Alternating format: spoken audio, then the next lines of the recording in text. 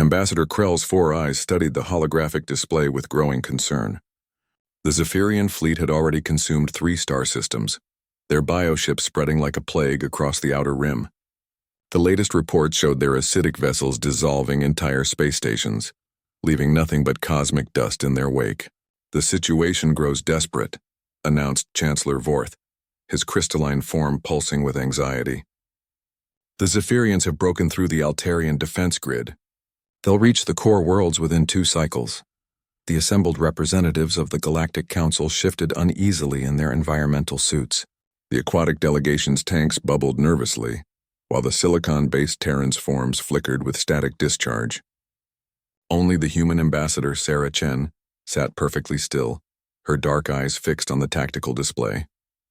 "Perhaps," suggested Krell, his mandibles clicking with disdain, "we should discuss surrender terms. The humans have already demonstrated their practical approach to conflict resolution." A murmur of agreement rippled through the chamber. Everyone remembered the Proxima incident, how humanity had immediately sued for peace when the hegemony had threatened their colonies. The humans had negotiated, compromised, and ultimately withdrawn from 3 systems rather than fight. It had been sensible, civilized, exactly what one expected from a species that had somehow survived their violent past.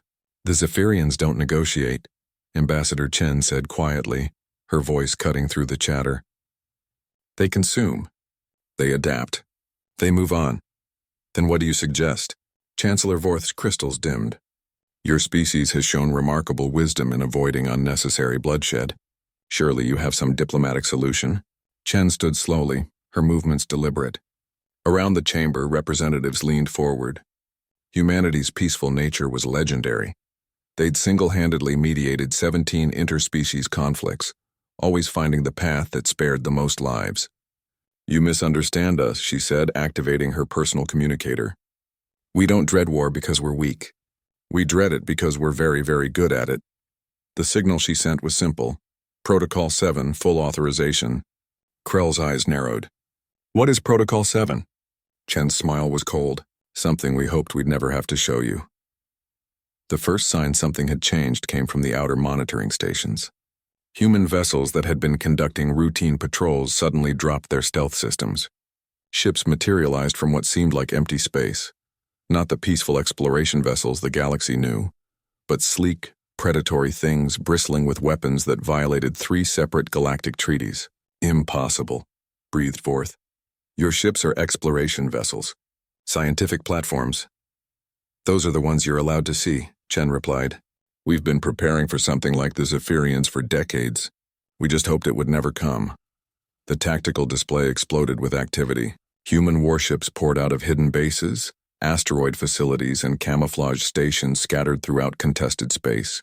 The peaceful merchants the galaxy knew were suddenly coordinating fleet movements with military precision. But it was the humans themselves that truly shocked the Council. Every human civilian ship in the affected sectors had begun transmitting combat frequencies. Cargo haulers deployed hidden weapon systems.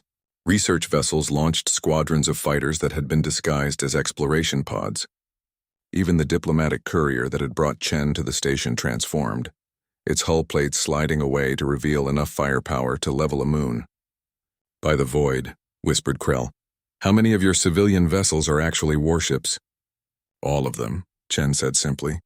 "Every human ship built in the last 50 years can fight. Every human trained in emergency protocols knows military tactics. We learned long ago that the only way to ensure peace is to be prepared for war." The battle, when it came, was nothing like the galaxy had ever seen. The Zephyrians, accustomed to opponents who fought defensively, suddenly faced an enemy that attacked on 17 fronts simultaneously. Human vessels didn't retreat when damaged, they accelerated toward enemy positions, turning themselves into guided missiles. Others deployed weapons that seemed to violate physics itself, tearing holes in space-time that swallowed entire bioships. Most terrifying of all were the humans themselves. The peaceful diplomats and merchants the galaxy knew fought with a coordination that spoke of shared military experience. They sang as they died, their final transmissions not pleas for mercy but tactical data for their comrades. Within 6 standard hours, the Zephyrian advance had been not just stopped but reversed. The seemingly unstoppable swarm found itself facing an enemy that fought like they were defending the last inhabitable world in the universe.